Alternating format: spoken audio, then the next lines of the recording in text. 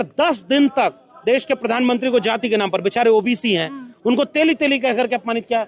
मुझे बड़ा खराब लगा कि प्रधानमंत्री जी को आप ये कह रहे हो, प्रधानमंत्री जी को गाली दे रहे हो कब्र खोदने का। ये करने वाले थे, फिर भी सर एक एफआईआर नहीं हुई है, एक व्यक्ति पर टीवी डिबेट नहीं हुई, एक व्यक्ति पर पुलिस ने मुकदमा नहीं किया, एक व्यक्ति को पुलिस ने गाली देकर के पकड़ा नहीं। अभी अगर ये लोग बहुजन समाज के लोग अगर करेंगे प्रोटेस्ट तो सजग रहना, ये सारी यही पुलिस है, यही मीडिया है, और अभी इसको यही नहीं पता। टीवी चैनल पर बैठ करके वो सब कहते हैं कि ब्राह्मण या सवर्ण के साथ अगर भेदभाव होगा जाति के आधार पर, तो मैं जानना चाहता हूँ कैसे होता है और कौन करेगा, किसकी हिम्मत है। मतलब मैं तो कैंपस में तो रहे हैं कि जो ये नारे दिए जाते हैं तिलक तराजू और तलवार इनको मारो, ये है तो सर अपमानित करने वाला, ब्राह्मणवाद की छाती पर। यही है इस देश की विडंबना क्या है जानते हैं, इस देश ने बहुत बौद्धिक बहसें क्लियर नहीं की। ब्राह्मणवाद का मतलब क्या है और उसमें अंतर है।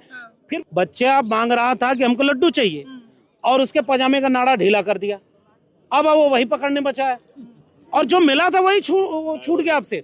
बीजेपी इतनी खतरनाक पार्टी है, एक तरफ वो हिंदू बनाने के नाम पर सबको एक करेगी, धर्म के नाम पर लड़ाएगी, फिर जाति के नाम पर लड़ा दी। आप अगर एक बार देश को बताते कि इसमें ईडब्ल्यूएस था तब कैसे ये सवर्ण विरोधी हो। कैसे देख रहे हैं आप सुप्रीम कोर्ट के स्टे के बाद से अब बहुजन समाज सड़कों पर है, उससे पहले सवर्ण समाज सड़कों पर था। इस एक गाइडलाइंस ने कहीं ना कहीं जो बांटने का काम था, जिसकी आशंका सवर्ण समाज जता रहा था कि यूनिवर्सिटीज में बच्चों को बांट दिया जाएगा जाति के आधार पर, वो तो हो रहा है।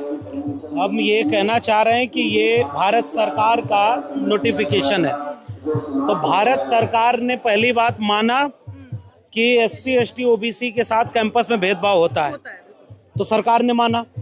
लेकिन सरकार ने एक खेल किया कि जाति जनगणना जैसे मुद्दे पर बहस न हो पाए, जाति जनगणना का ऐलान करने के बाद भी एक लाइन कहीं लिखित तो सरकार ने नहीं दिया है कायदे से।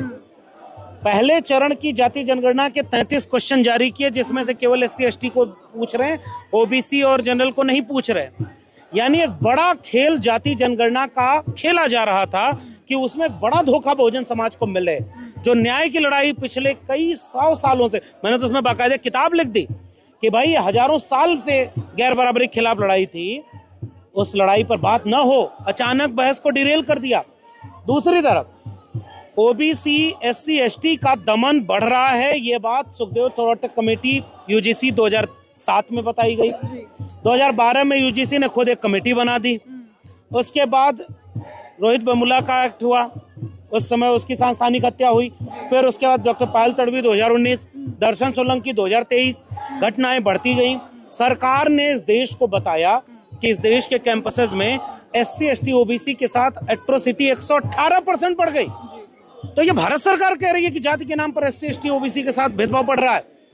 कोर्ट में जब पायल तड़वी और रोहित वेमुला की मां गई तो उस पिटीशन पर 15 जनवरी तक सरकार को कोर्ट ने कहा था, और ये जो मौजूदा CJI हैं ये भी उस बेंच में थे, कोर्ट ने कहा कि 2012 का UGC रेगुलेशन कारगर नहीं है, आप और सख्त नियम बनाइए। और 15 जनवरी उसकी डेट थी, और इस गजट नोटिफिकेशन पे डेट क्या लिखी हुई है, 13 जनवरी। हड़बड़ी में बनाया गया, कोर्ट में जाकर के क्योंकि कोर्ट सख्त हो रहा था, पूछ रहा था कि भाई आपने अब तक क्या कदम उठाए ये बताइए। तो ये साजिश रची गई, एक अच्छा दिखने वाला समता समिति का प्रावधान भाजपा की साजिश की भेंट चढ़ गया। पहला उदाहरण मैंने दिया कि जाति जनगणना से मुद्दा भटका दो, क्योंकि अगर जाति जनगणना इस देश में हुई रहती तो आंकड़ों पर बात होती ना, धारणाओं पर नहीं ना होती कि किसके खिलाफ कौन है, कौन विश्वविद्यालय में बैठा है, कौन जुडिशरी में है, कौन मीडिया में है, आंकड़े देश को पता नहीं। अब एक आखिरी बात कि इसकी हड़बड़ी इसलिए भी साबित होती है कि आपने इतना कमजोर नोटिफिकेशन जारी किया कि आपने न तो भेदभाव के प्रकार बताए, न तो कमेटी में कौन होगा उसकी शर्तें बताई, न तो उसके प्रोसीजर को पूरा बताया ताकि एक तबके को कंफ्यूजन या वो सड़क पे उतरे। फिर उसके बाद आप कोर्ट में जब ये सुनवाई हुई तो भारत सरकार ने अपने दस्तावेज को डिफेंड क्यों नहीं किया? क्यों नहीं अटॉर्नी जनरल और सॉलिसिटर जनरल वहां खड़े हुए और कहे कि भारत सरकार का बनाया दस्तावेज है, आप इसे रोकिए मत, आप हमें 24 घंटे का समय दे दीजिए, 1 हफ्ते का समय दे दीजिए, हम इस पर जो आप कह रहे हैं स्पष्टीकरण दे देंगे। 10 दिन आंदोलन होता रहा, भारत सरकार ने क्यों नहीं सफाई दी, UGC ने क्यों नहीं प्रेस कॉन्फ्रेंस करके इस पर जो भी मतभेद थे वो दूर किए? ये साजिश थी और साजिश कामयाब हो गई। एक तरफ एक तबके को लड़ा दो, उसके बाद दूसरे को उकसा दो। बीजेपी यही चाह रही है, इसलिए इस साजिश को हम बेनकाब। आपका कहना है कि इस पूरे मामले पर जिम्मेदार अगर कोई है तो वो सिर्फ सरकार है, उनकी जो कमेटी है जो बनाई गई थी वो जिम्मेदार है, और सुप्रीम कोर्ट जिस पर ये इल्जाम लगाया जा रहा है कि पहली ही हियरिंग में बिना दूसरे पक्ष को सुने उन्होंने स्टे दे दिया, उनकी भूमिका कितनी है सर? अब मैं ये कह रहा हूं कि अगर सरकार इसमें दोषी न होती, सरकार साफ लिखती कि ये जो अधिनियम है, अभी तो इस पर कितने सवाल पूछे जाने थे कि ये केवल सेंट्रल यूनिवर्सिटीज पर लागू हुआ है, ये IIT IIM पर लागू नहीं होगा, मेडिकल इंस्टीट्यूट पर लागू नहीं होगा, और तमाम केंद्र सरकार के जो एक्ट से बने हुए हैं संसद से उन पर लागू नहीं होगा।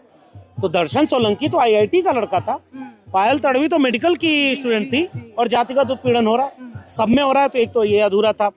अगर सरकार की मंशा न्याय देने की होती तो अगर उसने, जो सुप्रीम कोर्ट में बहस हुई, 5वें पॉइंट में भेदभाव में सबको शामिल कर लिया, जाति, धर्म, लिंग, नस्ल, दिव्यांगता, तो तीसरे क्लॉज में केवल जाति आधारित भेदभाव को लिखा। तो भाई एक एक क्लॉज सबके लिए लिख देना चाहिए था ना, कि महिला के लिए उत्पीड़न भी होगा तो होगा। और मैं तो एक बात और कह रहा हूं कि ये कितनी बड़ी साजिश रची गई। मैं 14 साल प्रोफेसर रहा दिल्ली यूनिवर्सिटी में। उस साजिश में क्या हुआ कि आपके पूरे विश्वविद्यालय में एक डिसिप्लिनरी कमेटी होती है, हर कैंपस में होती है, एक डिसिप्लिनरी कमेटी होती है, एक प्रोक्टोरियल बोर्ड होता है, एक जो है कंप्लेंट कमेटी होती है। किसी भी विद्यार्थी के साथ कोई भी गड़बड़ होगा तो न्याय मिलेगा। लेकिन फिर भी महिलाओं के लिए एक अलग कमेटी बनती है ना, क्योंकि आप ये मानते हैं कि पुरुषों के वर्चस्व या झुकाव वाली कमेटियों में महिला को न्याय नहीं मिलेगा। तो women cell, equal opportunity cell, और उसके बाद जेंडर सेंसिटिव सेल, ये सारा बनता है ना। तो महिला की तरह ही इस देश में जब शेड्यूल कास्ट, शेड्यूल ट्राइब को ये पाया गया कि जिन कमेटीज में उनके लोग नहीं होंगे वहां उनको न्याय मिलने की गुंजाइश नहीं है, तो उसके लिए 2012 का रेगुलेशन बना था। तो आपने माना था ना, तो आप क्यों नहीं इसको स्पष्ट किया? बीजेपी सरकार की साजिश थी। आप जाति आधारित भेदभाव को क्यों नहीं स्पष्ट करके देश को बताए कि अगर SC ST OBC तीनों एक साथ लिखा है तो इसका अर्थ कतई नहीं है कि OBC अगर शोषण करेगा तो उस पर कोई कार्रवाई नहीं होगी। लेकिन स्पष्ट भी नहीं है। ये गवर्नमेंट की साजिश थी बीजेपी की। बीजेपी चाहती थी कि केओस परिस्थिति बन जाए। अगर इसमें क्लियर लिखा जाता कि शेड्यूल कास्ट बच्चे के साथ एक OBC अगर भी जातिगत भेदभाव करेगा तो भी सजा पाएगा, जो कि इसका मतलब भी है। अगर एक अति पिछड़े के साथ एक पिछड़े समुदाय का व्यक्ति करेगा तो वो भी सजा पाएगा। आप महिला वाला क्लॉज अलग से जोड़ते और उसमें लिखते कि महिला के साथ कोई भी SC ST OBC जनरल कोई भी भेदभाव करेगा तो सजा मिलेगी। ये आपने इतना स्पष्ट बनाया ही इसीलिए कि समाज में तनाव फैले, न्याय किसी को न मिले, समता किसी को न मिले। और एक बहुत बड़ी उम्मीद मंडल आंदोलन के बाद कि कैंपस कम से कम कास्ट न्यूट्रल हो, उसको बीजेपी ने अपनी साजिश से धाराशायी कर दिया। तो मतलब कुल मिलाकर आप ये कहना चाहते हैं कि सवर्ण वर्ग जो विरोध कर रहा था उनको इस विरोध का आधार दिया गया था और इस आधार पर ही वो विरोध कर रहे थे। उसका आधार तो SC ST OBC को भी उन्होंने दे दिया है। अब कल को वो समाज अगर उतर जाए सड़क पर तो क्या करेंगे? और लोग उतरेंगे। उस समाज को क्या आपने ये नहीं बता दिया कि जो उनकी उम्मीद थी, उनके बच्चे जब इस विश्वविद्यालय में आए, विश्वविद्यालय में कोई प्रोफेसर ऐसे ही बोल दे रहे तुम कोटे वाले हो क्या, तो ये इसका क्या होगा? आरक्षण के ऊपर टिप्पणी, उसके जाति के ऊपर टिप्पणी, ये सब आपने इसमें लिखा ही नहीं।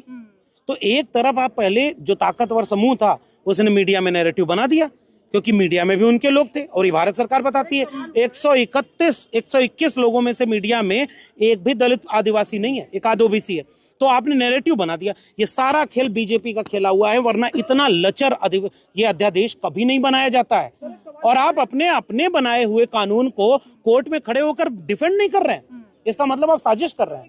प्रधानमंत्री जी को भी जाति सूचक गालियां दी गई। एक 9 कैटेगरी में डाले गए हैं तो OBC के ऊपर भी SC ST का मुकदमा लग जाता है। 2 लाख से ज्यादा मुकदमे हैं OBC के ऊपर। ये बोल दिया हमने कि उसी को तो स्पष्ट करना था ना। लेकिन इस पूरे मामले में सुप्रीम कोर्ट ने जो टिप्पणियां की है, सुप्रीम कोर्ट टिप्पणी करते करते अमेरिका पहुंच जाता है। वहां जाकर श्वेत अश्वेत का वो पुराना एग्जाम्पल देता है कि वहां बच्चे अलग अलग पढ़ते थे, आप वो चाहते हैं। हाथ जोड़ के चीफ जस्टिस कहते हैं कि ऐसा मत करिए भगवान के लिए कि हमारे बच्चों के हॉस्टल अलग अलग बनाने की आप मांग करें। चीफ जस्टिस साहब पर मैं नहीं बोल सकता। मेरा नाम अगर निशिकांत दुबे होता तब मैं भले लिख लेता कि जो मैंने कहा वही कोर्ट ने कहा। मेरा नाम तो वो नहीं है। मैं तो अभी कुछ बोलूंगा तो कंडेम्ड ऑफ कोर्ट हो जाएगा। लेकिन मैं ये सवाल पूछना चाहता हूं कि यही माननीय चीफ जस्टिस ऑफ इंडिया थे जो उस समय उस बेंच में थे, और आपने कहा था कि अन्याय बढ़ रहा है, 2012 की कमेटी अच्छी नहीं है। तब आपको नहीं पता था कि भारत पीछे जा रहा है क्या आगे। रोहित वेमुला किसकी वजह से सांस्थानिक हत्या हुई, और आज भी देश के विश्वविद्यालयों में जो हो रहा है वो तो बढ़ता है। मैंने प्रोफेसर की डायरी लिख करके बाकायदे ये बात बताई है, मैंने वो किताब रोहित वेमुला को समर्पित की थी। एक अच्छी मंशा से न्याय होने की बात होती। जज साहब कह रहे हैं कि अमेरिका जैसा माहौल न बन जाए। जज साहब ये नहीं देख रहे कि यहाँ पर कितने तरह के जातिगत भेदभाव बढ़ते जा रहे हैं। चोटी कोई खींच ले रहा है, कोई जो है मुंह छरकने पर मार रहा है, कोई भी है। भारत सरकार आंकड़े देती है। उत्तर प्रदेश जैसे इसमें नंबर 1 है SC ST OBC पर अत्याचार में, महिलाओं पर अत्याचार में। तो जज साहब कहाँ की बात कर रहे थे? जज साहब कह रहे हैं अंतरजातीय विवाह होने लगे हैं। कैंपस हॉस्टल बनाने का प्रावधान कहाँ लिखा है इसमें बता दें? इसमें कहां पर लिखा था कि हॉस्टल बनाने का प्रावधान? और एक बात मैं बता दूं पूरे बहुजन समाज से, जिस तर्क से कोर्ट में यह बात की गई कि कास्ट बेस्ड डिस्क्रिमिनेशन वाला क्लॉज आर्टिकल 14 आर्टिकल 15 का विरोध करता है, तो अगर ये रद्द हो गया न्यायपालिका में भी, तो 2 महीने का समय है, सरकार देखना है क्या करेगी। कल को ये कह देंगे कि SC ST OBC को मिलने वाला आरक्षण भी तो भेदभाव पर है, क्योंकि जाति के आधार पर सवर्ण को आरक्षण नहीं मिलता। मंडल कमीशन की रिपोर्ट कहती है कि समानता केवल समान लोगों में हो सकती है, असमान लोगों के लिए समान नीति बनाना असमानता को स्थिरता प्रदान करना है। तो जो लॉजिक इसमें दिए जा रहे हैं, आप कह रहे हैं अंतरजातीय विवाह हो रहा है, तो अभी अंतरजातीय विवाह में पिछले 1 साल में आप देख लीजिए कितनी जगह पे ऑनर किलिंग हो गई। जो सब कहाँ खड़े, 5% से भी ज्यादा अंतरजातीय विवाह। एक सवाल राजनेताओं से भी किया जाना चाहिए। सुप्रीम कोर्ट पर टिप्पणी तमाम लोग कर रहे हैं, लेकिन जो राजनेता ठेका लिए बैठे रहते हैं बहुजन समाज का, PWD का, PDA का नारा दिया जाता है, इस तरीके के जो ठेकेदार बने बैठे रहते हैं, इस मामले पर उन्होंने क्यों चुप्पी साध ली है? और बड़ा ही सटल सा जवाब देकर वो निकल जाते हैं कि सुप्रीम कोर्ट ने जो किया हम उसका सम्मान करते हैं, उसका स्वागत करते हैं, भेदभाव तो हुआ है जनरल के साथ। एक बात मैं चिंतित ज्यादा बड़ा इससे हूँ कि राजनेता का क्या है, देखिए भाई वो चुनाव लड़ने जाएगा, जनता उससे नाराज होगी, सबक सिखा देगी। वो जो हिंदू राष्ट्र बनाने वाले थे वो कहाँ हैं? कंधों से ऊंची कभी छाती नहीं होती, धर्म से ऊंची जाति नहीं होती। कथा सुनाने वाले कहाँ हैं जो आरक्षण के खिलाफ बोलते हैं? मतलब धर्म की कथा कहते हो तो उसमें आरक्षण के खिलाफ क्यों बोलते हो? बोलते हैं ना वो लोग, पॉलिटिकल लोग हैं ना, कथावाचक तो है नहीं, वो सब बीजेपी और RSS के एजेंट हैं। वो सारे चुप क्यों हैं? क्या दलित पिछड़े आदिवासी हिंदू नहीं है उनकी नजर में? तब तो भाई अच्छा है, देश के दलित पिछड़े आदिवासी समझेंगे। वो जो गिरिराज सिंह ने एक ट्वीट किया कि सनातन को बांटने की जो कोशिश उन्हीं सरकार कर रही थी, ये गिरिराज सिंह ने लिखा, ये उन्हीं सरकार कर रही थी सनातन को बांटने की कोशिश। लेकिन SC ST OBC को उन्होंने एक पैगाम दे दिया कि कौन उनके साथ है नहीं। पॉलिटिकल लोगों पर मेरी समझदारी केवल ये है कि 2 अप्रैल का भारत बंद जब आपने किया तो कोर्ट की तरफ से आदेश आया था, SC ST atrocity prevention act के कमजोर किया गया था। और देखिएगा ये अगर हो गया ना तो उसके बाद फिर अगला कोई पिटीशन डालेगा, SC ST एक्ट भी कमजोर कराएगा, फिर अगला कोई कराएगा, आरक्षण भी कमजोर कराएगा, क्योंकि सब तो भेदभाव पर है। अब तो आप उकसा रहे हैं समाज की सड़कों पे आना पड़ेगा। मैं लॉजिक को आगे बढ़ा रहा हूँ। मैं तो एक पढ़ा लिखा आदमी हूँ, मैं कोई ये बात ऐसी नहीं करूंगा कि इस तरह की बात कोई हिंसा की बढ़ के। हम लोग इस संविधान को मानने वाले लोग। मैं क्या एक बात कह दूं कि 2 अप्रैल का भारत बंद जब हुआ तो पॉलिटिकल पार्टियों ने नहीं किया था, और बहुजन समाज उसे शान से कहता है कि हमारे समाज के ऊपर अन्याय अत्याचार हुआ तो हम सड़क पर उतरे। बाद में पॉलिटिकल पार्टियों ने साथ दिया, लेकिन उससे बहुजन समाज को यह भी सबक लेना चाहिए कि उन पर जिन पे मुकदमे हुए, जिन पर हमले हुए, उनको न्याय मिलने में कितनी परेशानी है। इसलिए कोई भी लड़ाई आप लड़ेंगे तो आप बहुत सजग रहिएगा। आप प्रधानमंत्री को जाति के नाम पर गाली देकर के बच जाएं, आप हिम्मत हो तो करके दिखा दीजिए। यही कार्यक्रम था, पुलिस एकदम आके खड़ी हो गई कि बंद करो, हटाओ ये सब। गोरखपुर में एक वहां का प्रेसिडेंट है, अमन यादव नाम है, निवर्तमान प्रेसिडेंट है, और कैंपस में उसने इसके समर्थन में कर दिया प्रोटेस्ट। बाहर निकला, पुलिस ने जो किया है वीडियो आप देख लीजिए। और 10 दिन तक देश के प्रधानमंत्री को जाति के नाम पर, बेचारे OBC हैं, उनको तेली तेली कह करके अपमानित किया। मुझे बड़ा खराब लगा कि प्रधानमंत्री जी को आप ये कह रहे हो, प्रधानमंत्री जी को गाली दे रहे हो कब्र खोदने का। ये करने वाले थे जाति। लेकिन फिर भी सर एक FIR नहीं हुई है, एक व्यक्ति पर टीवी डिबेट नहीं हुई, एक व्यक्ति पर पुलिस ने मुकदमा नहीं किया, एक व्यक्ति को पुलिस ने गाली देकर के पकड़ा नहीं। अभी अगर ये लोग बहुजन समाज के लोग अगर करेंगे प्रोटेस्ट तो सजग रहना, ये सारी यही पुलिस है, यही मीडिया है, और अभी इसको यही नहीं पता। टीवी चैनल पर बैठ करके वो सब कहते हैं कि ब्राह्मण या सवर्ण के साथ अगर भेदभाव होगा जाति के आधार पर, मैं जानना चाहता हूँ कैसे होता है और कौन करेगा, किसकी हिम्मत है। मतलब मैं तो कैंपस में तो रहे हैं कि जो ये नारे दिए जाते हैं तिलक तराजू और तलवार, इनको मारो, ये है तो सर अपमानित करने वाला, ब्राह्मणवाद की छाती पर। यही है इस देश की विडंबना क्या है जानते हैं? इस देश ने बहुत बौद्धिक बहसें क्लियर नहीं की। ब्राह्मणवाद का मतलब क्या है और उसमें अंतर है। फिर भी मैं बहुजन समाज से कहूंगा कि चलो ये ट्रैप है, इसको छोड़ देते हैं। मनुवाद, लेकिन याद रखना, अगर वो आज आपको ब्राह्मणवाद बोलने से रोक ले गए, फिर कल मनुवाद बोलने से भी रोकेंगे। वो कहेंगे कि मनु तो हमारे पूजनीय हैं, वो तो कथावाचक सब कहते हैं कि मनु तो हमारे पहले कानून के वो हैं। तो एक एक करके वो आपके टूल छीन रहे हैं, क्योंकि आप पॉलिटिकल पावर में नहीं है, तो आप कुछ भी करेंगे आपके खिलाफ आएगा। इसलिए संविधान को हाथ में लेकर, बाबा साहब डॉक्टर अंबेडकर का संविधान, वो आपको ये इजाजत देता है। संख्या, जमहूरियत एक तर्ज हुकूमत है कि जिसमें बंदों को गिना करते हैं, तौला नहीं करते। तो गिनती अगर आपकी है, तो गिनती में अगर आप मजबूत हैं तब आपकी बात सुनी जाएगी।